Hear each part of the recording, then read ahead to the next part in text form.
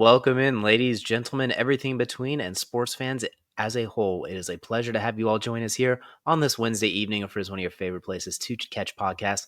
It is a very, very fun time in the sports world and in real life. It is almost March. We survived the dreaded year that is January, and in a blink of an eye, February is already wrapped up as we head into some areas springtime, other places just winter number two. It is DJ, joined as always by my co-host Kelsey, who is going through winter number two right now in the great state of Ohio, but you know what? Bright skies are somewhat on the horizon. Yeah, it's finally warming up. We had first non-freezing day in like 2 weeks, so I could wash my car and all the salt that's been on my car for the whole winter one. So I go into winter two with a fresh car, and now we're getting ready for a fresh new season for the NFL and fresh new crop of players. And now in the NBA, we just got done with the All-Star break, so we're in a fresh second half too. So it's a whole bunch of freshness coming up. Exactly. New year, new me. Just about 2 months later. But if you count January as 3 months, a third quarter of a year later. No matter what way you slice it, we got a lot of fun stuff to talk about today. We're bringing back one of the OG things that we used to do on this platform. We're gonna do some lists. We're gonna go through some of our favorite things. There's gonna be a little analytics here, a little favoritism, and a whole lot of fun. So without further ado, let's go and get into the tip-off brought to you by our good friends over at SeatGeek. Use code BellyUpSports for $20 off your first purchase, whether it's for a concert, sporting events, comedy shows, anything that requires tickets. SeatGeek has you covered with code BellyUpSports for $20 off. Kelsey mentioned it. We were just talking about the All-Star break last week. We talked about the dunk show. Kelsey had some steam intakes, especially about Mac McClung. So we decided, you know what? Let's take a little bit of a rewind. Let's take a glance back to the past. Let's look at the top 5 dunk contest dunks of all time. Well, this doesn't have to be necessarily because there's a lot of 50s. We're not going to be like, well, this had a better 50 than this 50. We're going to pick our favorites. We're going to pick the best ones that we liked, ones that stuck out to us, whether we saw them live, saw it back on a replay, we heard about it, whatever it might be. These are the ones where if we're drafting our top 5 favorite dunks of all time from the dunk contest, where we could put together one super dunk package, this is what it'd be. We're going to go from 5 to 1, each at one at a time. Kelsey, I'm going to lead the way. We're going to go with number 5. We're going with arguably the GOAT here. We're going to go Michael Jordan's logo dunk from the free throw line in 1988. That one with the tongue out and everything. Not quite the Jordan logo, slightly variation of it. Defending that dunk championship. Iconic. Was it the flashiest? Yes and no. It didn't have the props like you see today. It didn't have as much theatrics. But the pure gravity defiance that we saw in that with the showmanship of like the tongue hanging out, the pose in midair. So we're going to go with the iconic Michael Jordan logo dunk from the free throw line in 1988 as my number 5. Surprised it's that low. Feels like when you say iconic, it does feel like the most iconic dunk ever in a dunk contest. I can say I don't have it at 5. I like that it's in your list. At least it made your list. Yeah, I don't know how I feel about it being that low on the list. It feels so iconic that you just almost 5 feels a little blasphemous. It might have been different if I saw it live. I will say that because it is something like we can see it on replay when you've heard about it. Is always different. There is the rest of these except for one I have seen live. So I did go into the past. I ran through. I spent a lot of time looking at this because I wanted to take this seriously. I was not going to let it be recency bias. I was not going to let this be the Mac McClung highlight show or something ridiculous or the Zach LaVine Love Fest. We spent plenty of time going through this, but I'm curious now. What do you have at number 5? Because there's a lot to choose from. The more I looked at this, the more I was like, wow, there is a truly lot to choose from. All right, so I should just say that all of these I have seen live, but one. It's ironic because the number one I'm talking about is probably my favorite all time. And so when I made this list, a lot of it, I tried to avoid recency bias as well, but also I feel like I had to go with the impact of the dunk as well. I think that mattered. So there's a little bit of that into all of this as well. So my number 5 might be some people's number 1. I know that, and I'm going into that saying this, that I'm sorry for those that I offend with this. Aaron Gordon under both legs from the mascot. I thought it was a great dunk. As far as athleticism goes, it's one of the most athletic dunks I think I've ever seen. Was it impactful and iconic? No, because most people don't think of that dunk contest for that dunk. And that's the problem I have with this one going any higher for me. This is me. I do think it was a heck of an athletic dunk, though. I honestly, when I first thought of this list, it was like, all right, I got to put this on the list somewhere. And unfortunately just slid down to 5 as I kept going through my list because there were more impactful, more iconic dunks ahead of it. So Yeah, Aaron Gordon under both legs for me at number 5. 2016 was one heck of a year looking back on it now. You had the 3-1 comeback, the record-breaking Warriors, the last Kobe game, Star Wars Rogue One, the Peyton Manning swan song. There's a lot of good things that happened back then looking back on it. It's only been downhill since then, unfortunately. But One of the better dunk contests in recent memory. arguably the best one in recent memory, that's for sure. Yeah. I'm not going to go in like our lifetimes, but it's as far as him and Zach LaVine going head-to-head, it's been a long time since we've seen a head-to-head matchup quite like that. I mean, we could have each made our own top 10, our own top 5 off that with different dunks almost the whole way. There were so many good ones from that one. Yeah. They did not have one bad dunk between those two. There were a couple. I'm looking going head-to-head. I don't think any of them were bad. Specifically looking at the drone. I still don't think it was bad. It wasn't as good, but I won't or say the 3D printed ball. That one was rough too. I still won't say they're bad. I'll just say they weren't as good. They set the bar so high with everything else. But climbing up the list, number 4, we're taking another blast of the past. We're going to go with Jason Richardson, his pass to himself into a reverse clutch windmill in 2003. We all forget that Jason Richardson did not abide to the rules of gravity back in his day. He developed into a ridiculously good three-point shooter a little bit later in his career. But my goodness, the bunny hops he had in those ones. He passed it to himself to do a reverse double clutch windmill. Just absolutely insane. And when you listen to the dunk he threw it down with, it sounded like a prime Dominique dunk. Like there's some stank behind it too. So Jason Richardson, a dunk contest list feels incomplete without him. So I'm going to include him on my list. I have taught in my conversation the other day on the last episode of the show. I mentioned Jason Richardson for the between the legs, the South Bay dunk, as it's been come to known now. His dunk contest in 2003 was incredible. There are, as you just pointed out, there's another one that I completely forgot about when I'm thinking about it.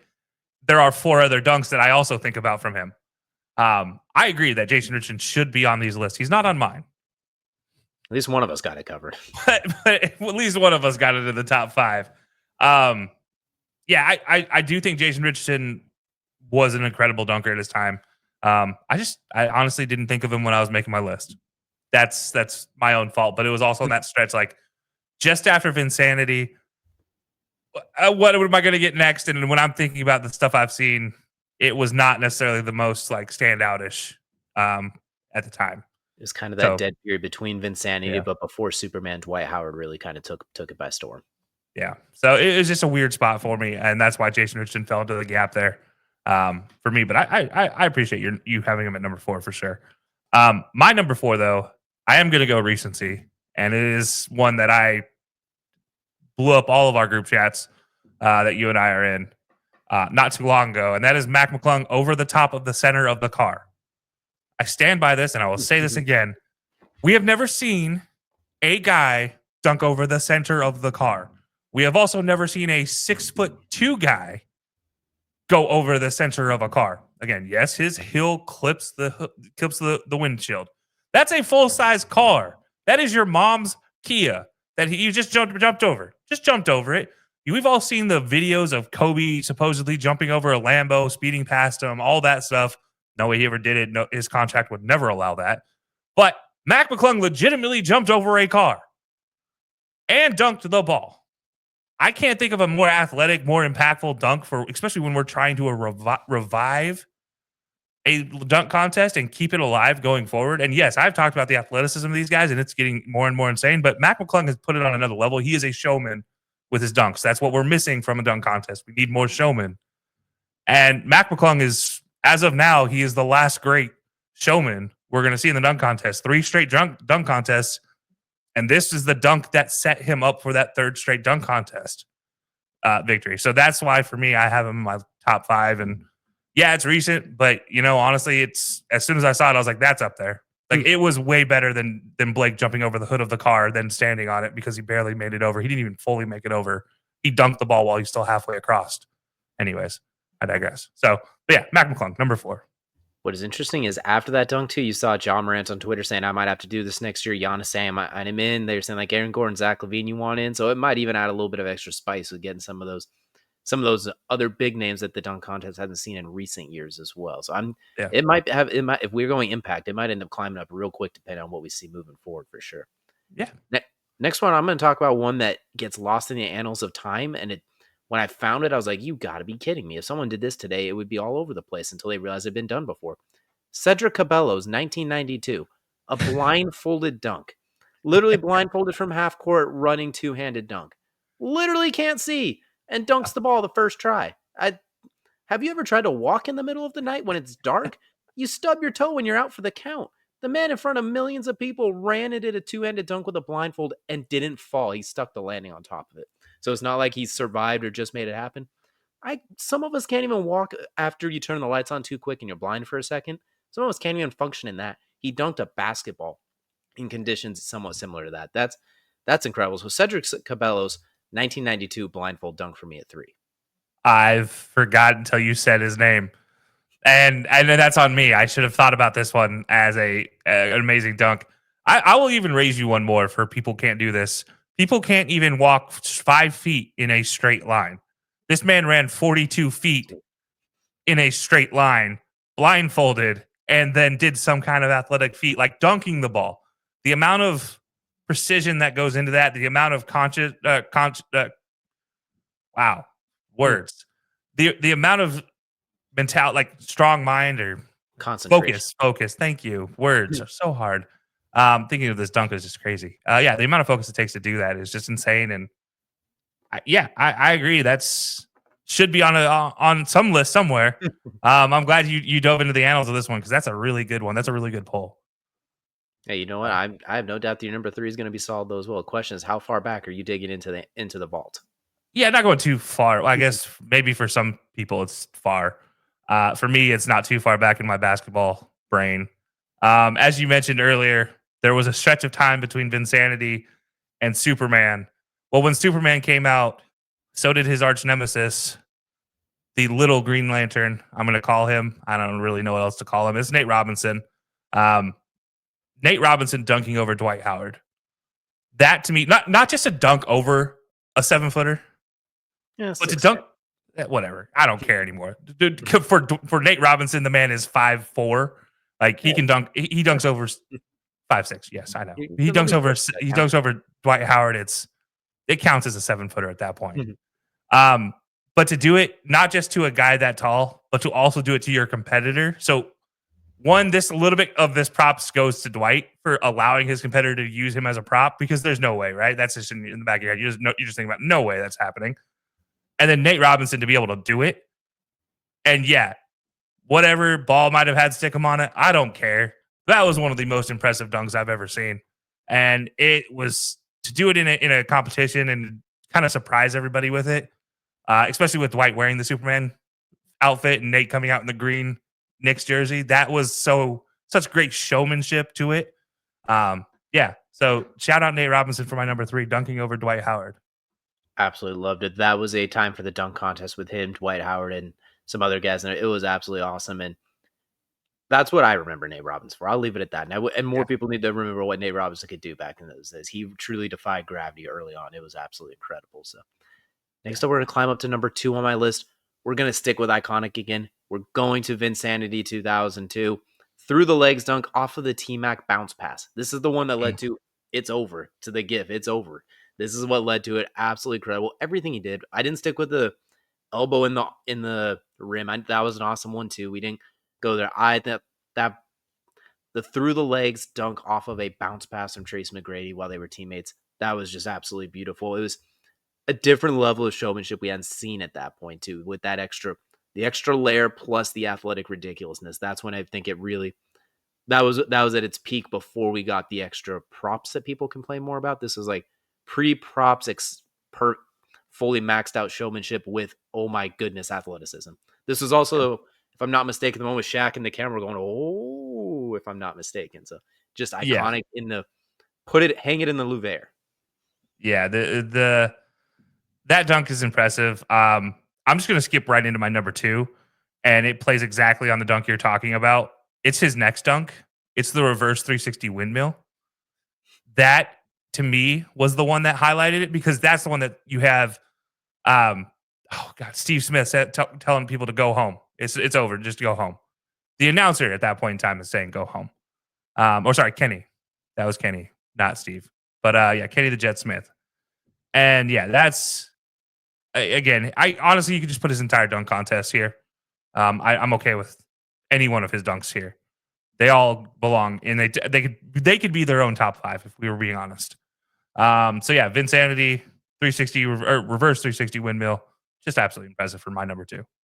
Can't go wrong with that one. We could pick just about anyone from there and get them on the list. And this is where the list gets funny because at number 1, I got Aaron Gordon over the mascot in between his legs in 2016, the one that you knocked on earlier because of the athletic feat. The fact that this wasn't exactly his first dunk in that contest either. This was supposed to be the all right, this is my ace in the whole chamber because they had gone back to back. He had done the one with the revolving mascot, grabbing it full speed. They kind of run through their initial. They run through the first load. This was digging deep, and he did it on the first try.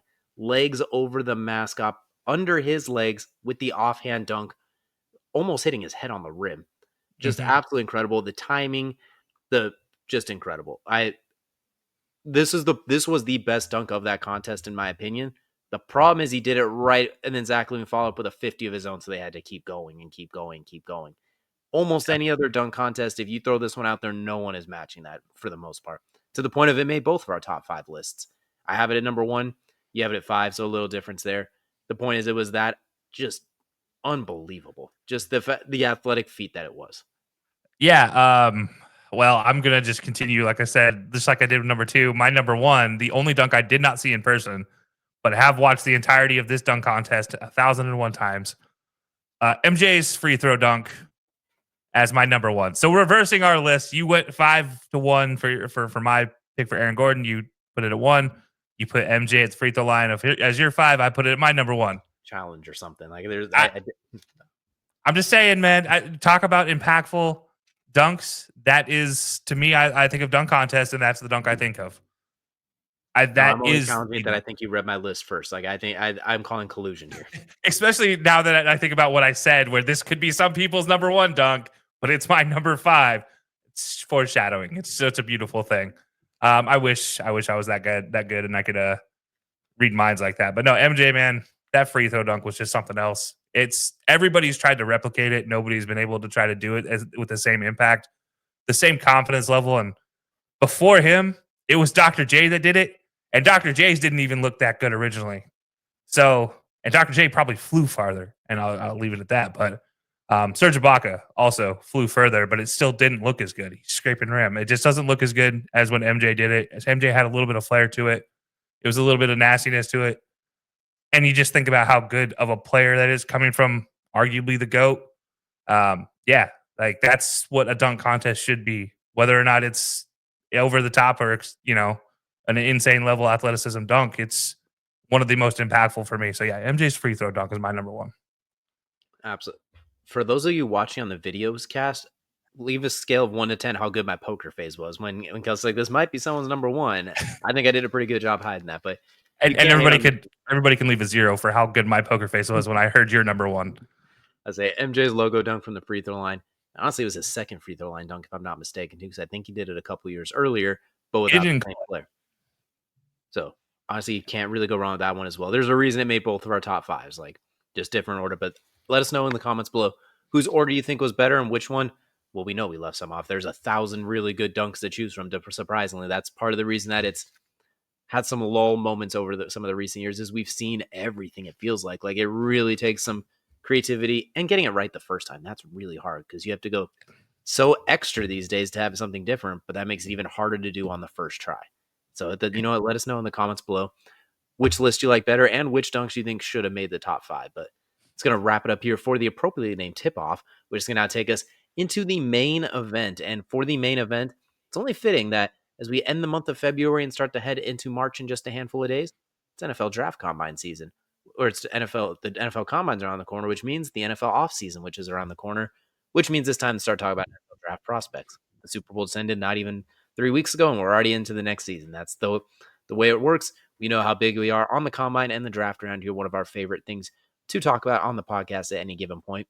So before the combine, we're going to give our top 10 prospects who we have going into the combine. This can change after some 40-yard dashes, some medicals, some anything like that. But these are who we have as the 10 best players, not who we think will go top 10. So making that clear right now. I'm going to go ahead and just go through my list real quick like for us. Number 10, Georgia safety Malachi Starks. Awesome ball hawk. His 2003 game film was a lot better than this last year. So obviously I could see the drop off why a lot of people maybe lowered him. We saw what he was capable of there. It reminds me of Derek Stingley a little bit, where he was so damn good early, then the following years weren't quite as good. Not overthinking this one. Best safety in the draft, in my opinion. Very versatile. I think he is a true safety, though. He's not someone that you can moonlight as a nickel, move him around too much. Just let him play single high safety or split the field safety. Don't overthink it. Put him in the back, let him ball hawk, let him make reads, so on and so forth. Gather your defensive stops. Number 9, we got a big boy. Kelvin Banks, the offensive tackle from Texas. Powerful, sturdy, strong. Best way to describe him. He's a bit of an anchor. Some things to work on here and there, but I've been looking at a team like the Bears and the Patriots, teams that need offensive line help for your young quarterbacks. If he gets past 10, there's a problem because those two teams desperately need him, especially you, Chicago at 10. Like, if he's there, you hand that thing to DJ Moore and let him sprint to the podium. Number 8, this is where we're going to go off the rails a little bit. I got Colston Loveland, the tight end out of Michigan. This was not his best year. He does everything well, though. So smooth. He's incredible receiver, a decent enough blocker. He's not Rob Gronkowski or George Kittle. You're not expecting that, but he will get involved. He had Jim Harbaugh as a coach, so of course you know he's getting involved in some way. Incredibly fluid, just an outstanding receiving prospect. And we're not going to compare him to Brock Bowers. Not going to go that far, but he's an outstanding player. I think he might slip a little in the draft just because being a tight end and just the way the draft goes, but he's an awesome player. Next up at 7, we got Jedi Barron, the corner from Texas, who can also moonlight as a nickel, a safety, an incredibly versatile player. I think Cooper DeJean-esque, just a little bit darker and a little bit more athletic. He can take the ball away in so many different ways, can impact the game in a bunch of different ways. Number 6, we got Tyler Warren, tight end out of Penn State. You can literally put him in as a wildcat quarterback, and he will make plays. He could be your inline tight end, and he can block as well as anyone, double team that end, get up to the linebacker. You could put him at fullback / running back, and he looks like the guy from the longest yard, just cracking heads and running forward. You keep him at tight end, one of the best receiving threats coming out too. I think he's going to run pretty well at the combine. I think he's going to perform well, show some athletic ability. Once again, not Brock Bowers as a receiver, better blocker, bigger body. He's a big boy too. He's built like a refrigerator. He's going to be awesome for wherever he goes. This is where I'm going to get some slack, and I don't care. Number 5, I got Will Johnson, the corner from Michigan. This was not a good year for Will Johnson. Between injuries and just a little bit of a drop-off, especially after that first month in the season, it was not at his absolute best. But you remember last year in 2003, that was the best cornerback on the field pretty much every time. Long, lengthy. If he runs relatively decently fast, I think he's going to fly off the boards. This is another one. Don't overthink it. That is an awesome player. You put him out on the island. Zone, man, he could do whatever you need. He made that incredible read, too. He's very smart seeing the field. Or I think it was against USC, if I'm not mistaken, earlier in the season, with that pick 6 where he squatted on it in the red zone and ran it back the other way. I can't remember if it was USC or who it was off the top of my head, but it was an absolutely incredible play. He's a very good player. I expect him to be, if he runs well, I think he's going to climb up a lot of boards. They're going to overlook last year or wasn't quite as strong. Next up, we're going to probably get a little more heat here. We got Travis Hunter at number 4. And really the only reason he's not higher is because you're corner and receiver. I think it almost playing both positions helps your value, but it hurts it as well. If he was just a corner, I think he would be the best corner in the draft. If he was always focused on that, he just isn't because he also moonlights as a receiver. That versatility is why he's also up here. I think if he gets drafted as a corner, he could be your number 1 corner. Moonlight as a receiver / a kick returner here and there. Just it's incredibly quick release. He's smooth with the ball in his hands. There's so many different ways you could use him. The question is he good at everything, but is he great at one thing? That's going to be the question that we'll have coming forward. But when you're good at so many things, you deserve a spot this high. Number 3, we're not even going to spend a whole lot of time. Ashton Jeanty, running back, Boise State. All right, good. Glad we were able to talk about that one. No questions there.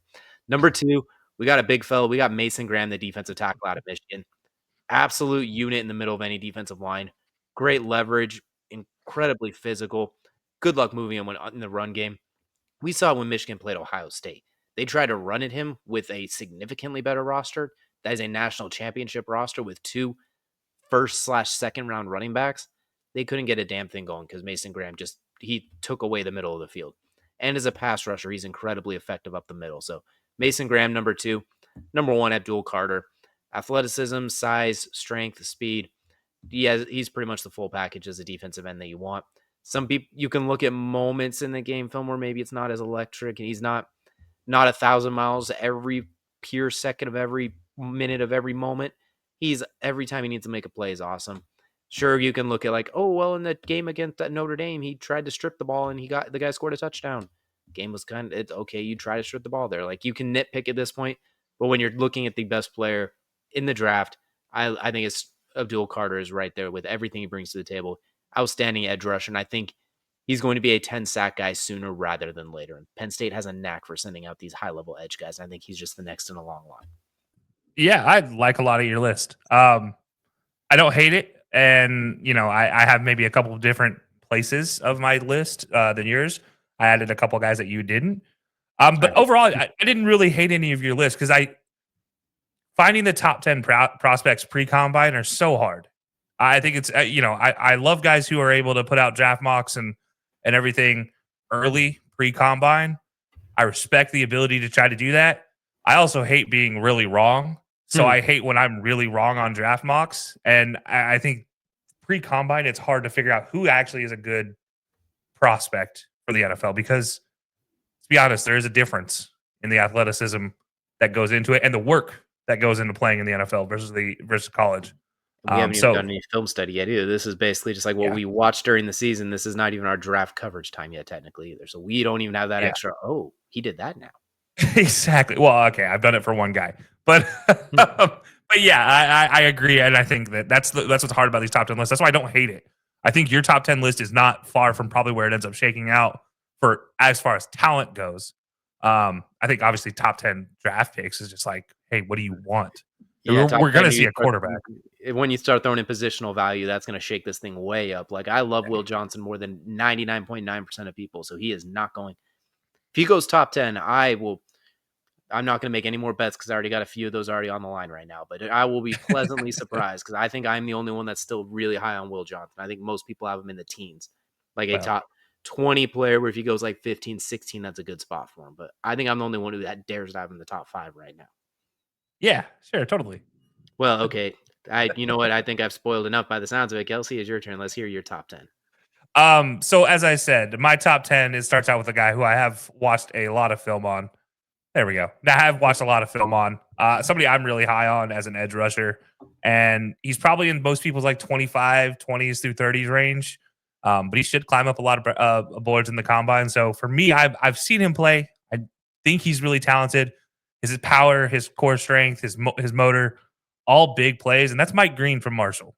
The guy has made Ooh. an absolute impact at every single pre combine event, Senior Bowl, workouts, anything where a coach in the NFL level has seen him, they have something good to say about him, which is not easy to do in the pre combine stage. A lot of people are starting to nitpick now. His big issue, small. But other than that, everything else about him looks great. So for me, number 10 on my pre-draft rankings, I have Mike Green as an edge. So yeah, I like that as an option. But moving into a kind of a position where I know a little something about the position, I'm going offensive tackle Josh Connerly from Oregon as my number 9. 28 games left tackle over the last 2 seasons. He's quick, wide base. Take your pick. He does a great job of mirroring his pass rusher, which at the NFL level is going to be huge. You can't just set and forget. You actually have to mirror what the guys are doing because they're 10 times more athletic at the NFL level than in the college level. I think Connerly has that ability and can actually adapt really well to whatever kind of weird thing. As we always talk to Aaron Donald, he does things unorthodox. Myles Garrett does things unorthodox. And you have to be able to match those things as a pass defender, as an offensive tackle. And that's where I see Connerly doing. He might be into being on the right side when it goes into the league, but honestly, either side, I think he would be great. I would love to see him in left tackle, but you know what? Hey, I'm not going to complain too much. Number 8, I'm going to stick with the position, but I'm moving in conference to the other side of the country, and that is to Ohio State. I'm going Josh Simmons at number 8, the offensive tackle from Ohio State. Again, smooth, quick, and fast.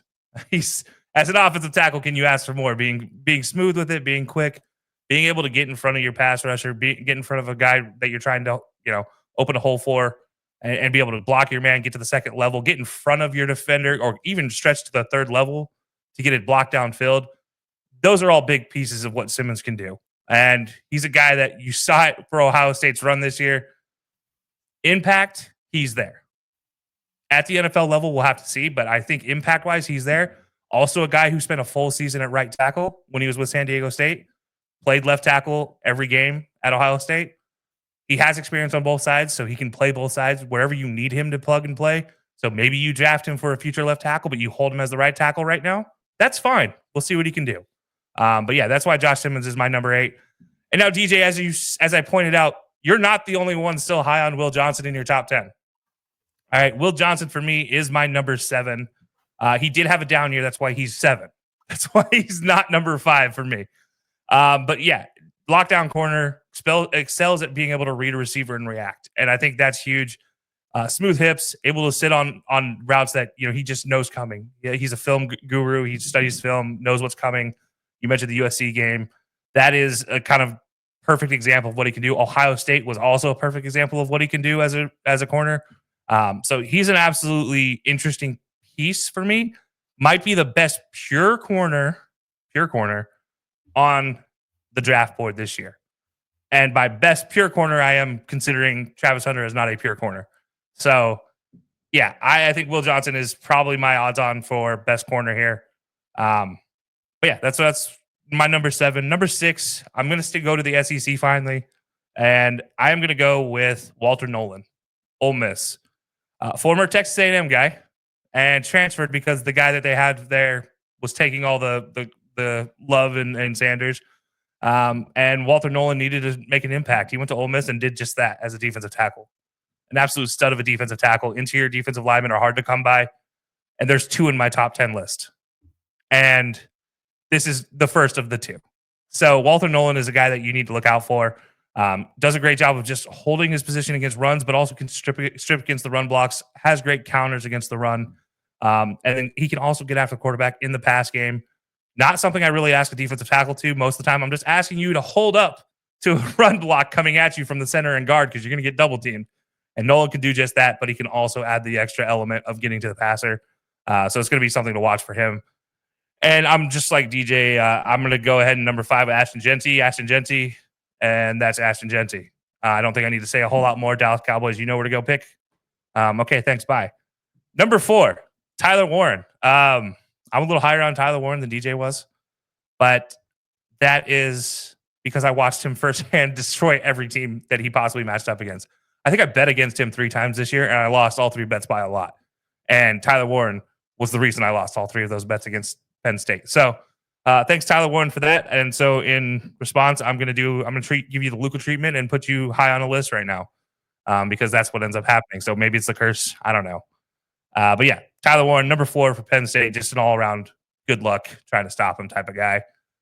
Travis Hunter has 2 positions. Tyler Warren has 4. That's what there needs to be said about that.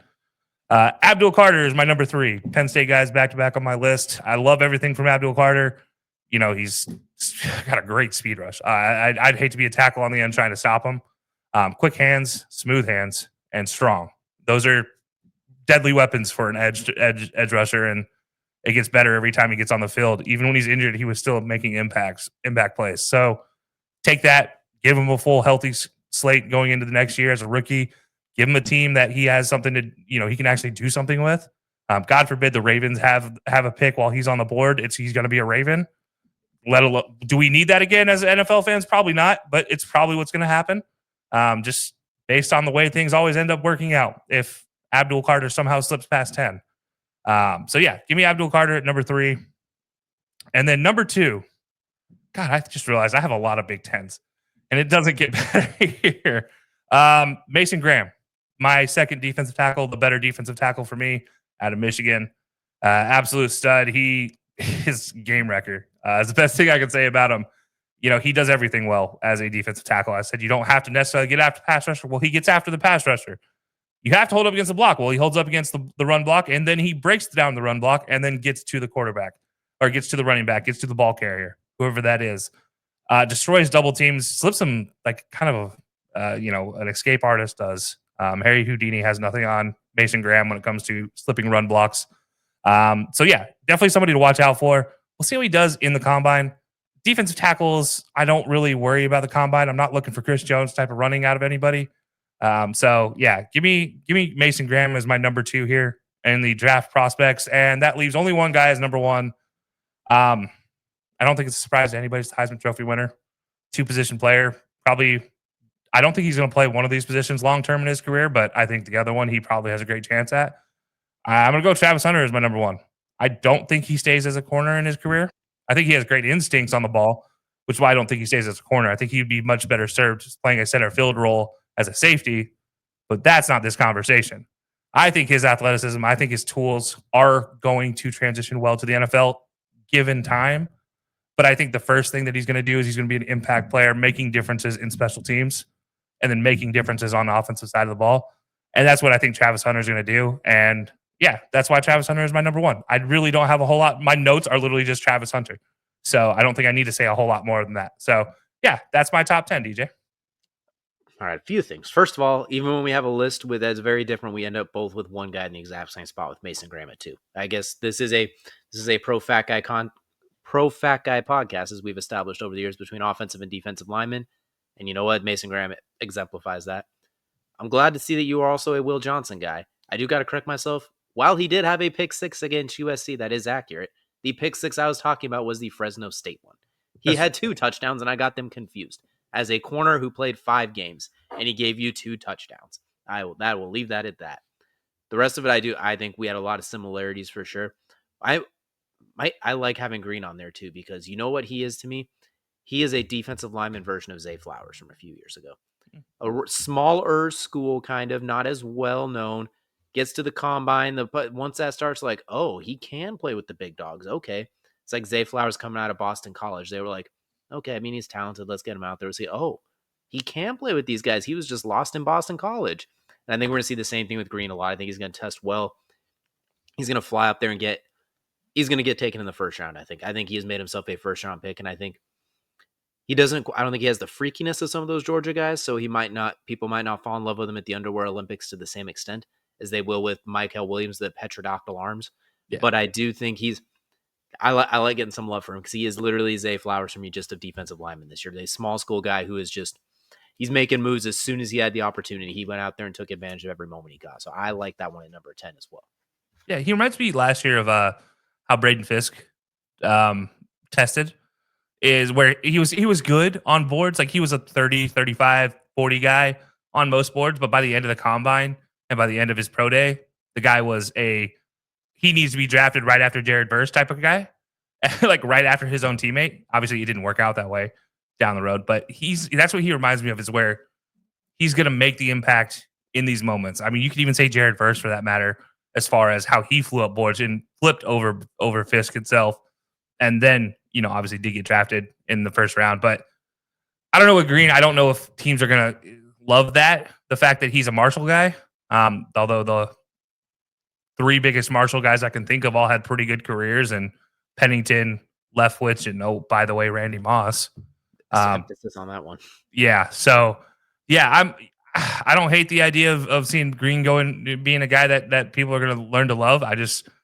You ever see tape enough on a guy and you're just like you just sit there and think about it. You're like, God, why isn't this guy getting love? And then you just realize, oh, he's from Marshall. That's, I agree. There's Chad Ochocinco. Chad Johnson has said many times, it doesn't matter how talented you are, go to whatever school you're going to be found. I agree to that to some degree. Doesn't mean you're going to get the love on the draft day that you deserve, though.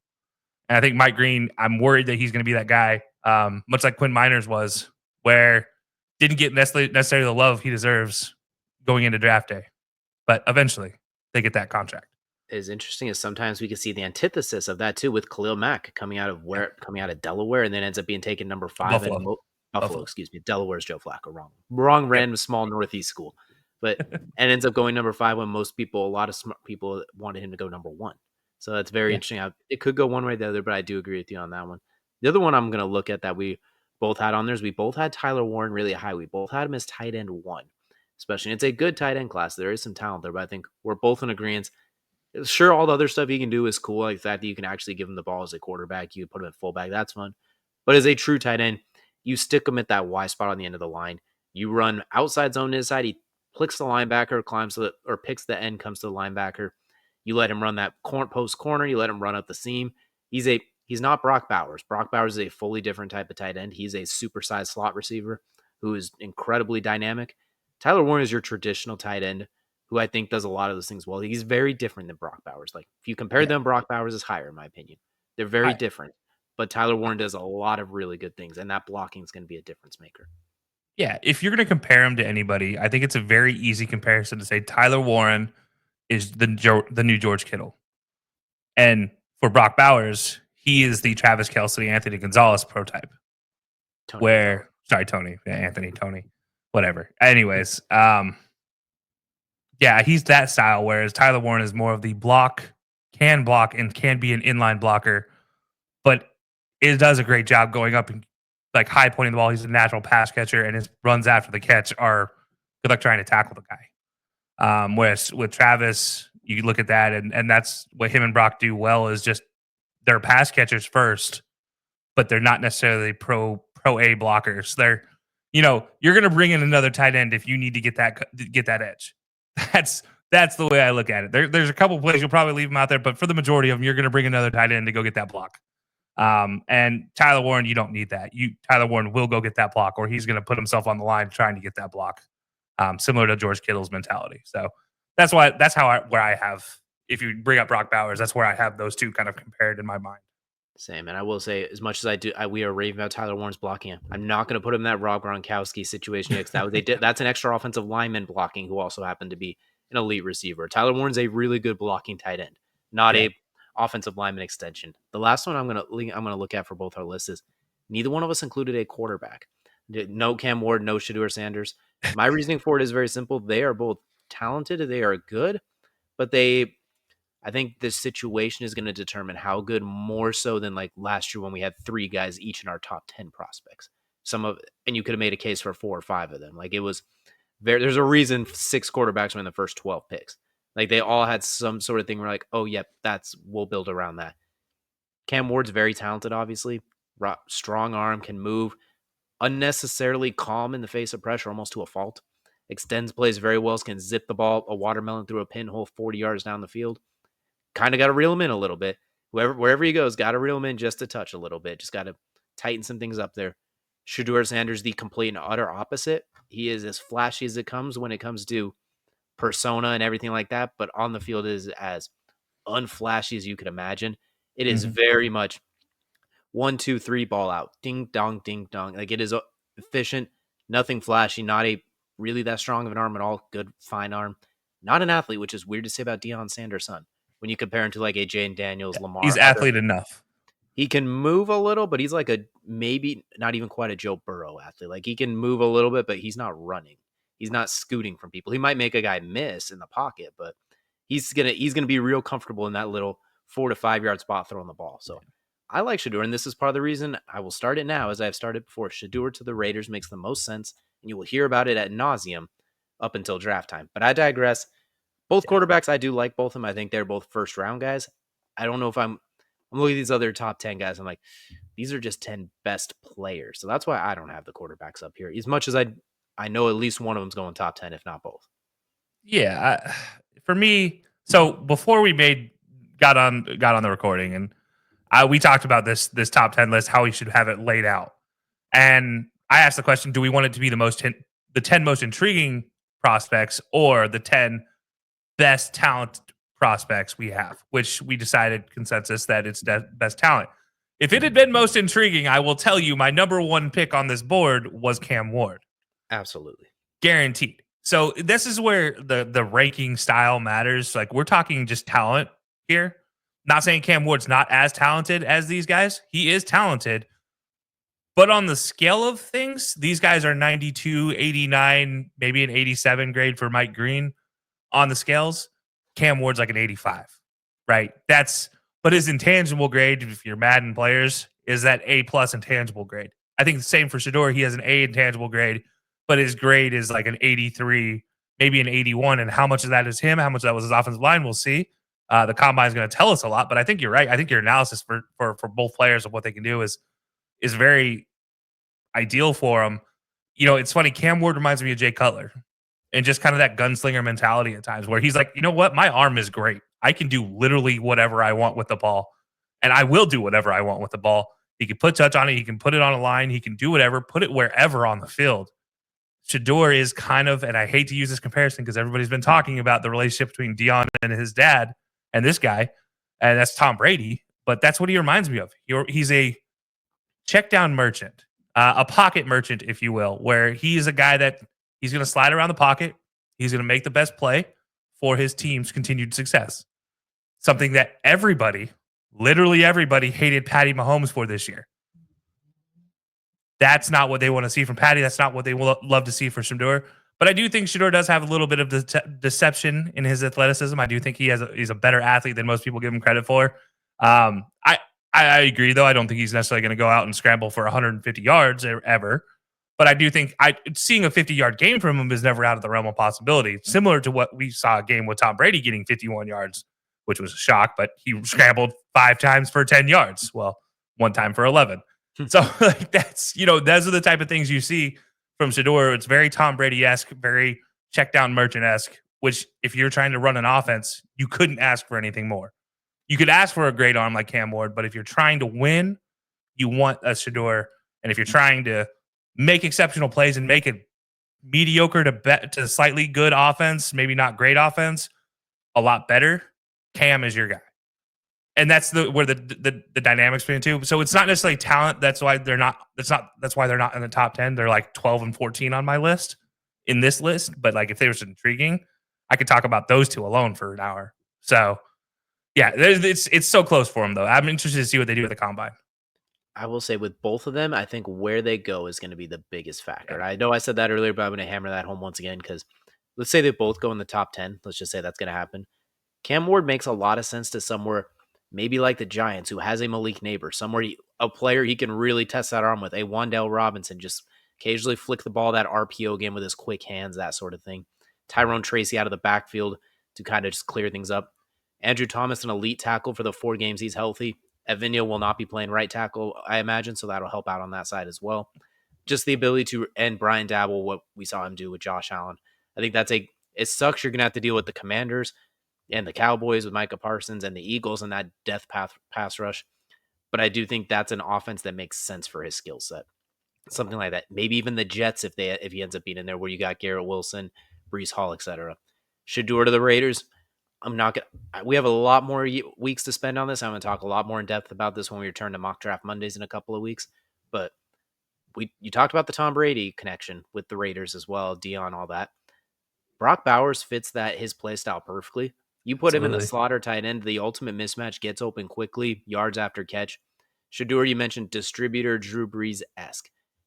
He's not going to push the ball down the field a lot, so it's not like he's going to miss Malik Neighbors or anything like that. He can get the ball like in that 40, 50-yard range like you need to pretty well for the most part. Pretty good back shoulders down there, but he's not letting it fly. Like if he lets it fly, he's got to throw it early and quick, which is an insult. Joe Burrow has to do the same thing, and we still see him throwing bombs to Jamar Chase. Yeah, it doesn't hurt anything. He's doing it on a 2-step drop, but that's the only thing is he's getting the ball out quickly and hoping his guy gets an early release. There's nothing you can clearly make it work. It's not an insult just saying. That's why people hate when Patty does it because he can throw the ball a mile. And we saw when the game was over in the Super Bowl, he threw a 60-yard ball on a rope to Xavier Worthy for a touchdown. Against backups, I get it, but is that one of the best throws of the season? It just meant absolutely nothing. So I think that offense fits Shedeur so well. Chip Kelly's offense too with a lot of that movement. Just Shedeur will read the field. We already know he knows how to read the field. We know his pre-snap, post-snap. He does all of that well. Sometimes holds the ball a touch longer. Sometimes the offensive line's terrible. A little bit of both. I think we can do this all day. We won't spend too much time on it, but we're in agreement. This is going to be a really fun draft season. It's going to be a lot more unique compared to the one last year, I think, because last year's was a special kind of loaded, especially at the top. Yeah. This year's is a deeper class, I think. I think especially after this top 10, you got a lot of guys that would have the exact, if we were giving them ratings between like 85 and 83, something like that. Yeah. And that's picks 11 through 32 at that point in that region. So it's going to be a very fun honestly, you're talking 11 through like 56, 60 almost for that next set of guys. I was just looking at first round. If we're going second round, we don't have time for that. But like it's a very fun draft season. But that's going to round us now into crunch time, which is normally Kelsey's favorite part of every show. This week, not quite as much. We don't have another courting Kelsey this week because you know what, we're going to return that in the future. But this week we do want to take some time to mention, as I said earlier, Mock Draft Mondays will be returning in a couple of weeks, the Monday after the combine. So keep an eye out for that as well. It's going to be a lot of fun. See what kind of mock drafts compared to last year. We had some that were interesting, some that were a little bit off. Some when we tried to mock in trades, then there were no trades that happened. So it's always a fun time for mock draft Mondays, and I look forward to breaking them out here in about a week and a little bit over, not quite a week. Yeah, no, it's exciting. I love this type of year. When we talk NFL drafts type moments. Be sure to stay tuned for all of this on our YouTube page as well as the Belly Up YouTube page. I know we're going to get it out on both for regular shows, but also this will mock draft Mondays will be on our YouTube page, the High Low Sports YouTube page, and potentially even High Low Sports Extra. We'll take a couple of those extra spicy draft picks potentially, and drop them over there. So be sure to check out all those. Follow us on all the social media accounts in our description, and we will, DJ. I imagine we're going to get ready for the draft and have a great time. It's going to be a wonderful time. We also got a lot of UFC coverage and the UEFA round of 16 underway. Go check out that video on our main YouTube page as well. A lot of fun stuff going on, but we appreciate y'all for hanging out with us as always, and we will see you all again next time.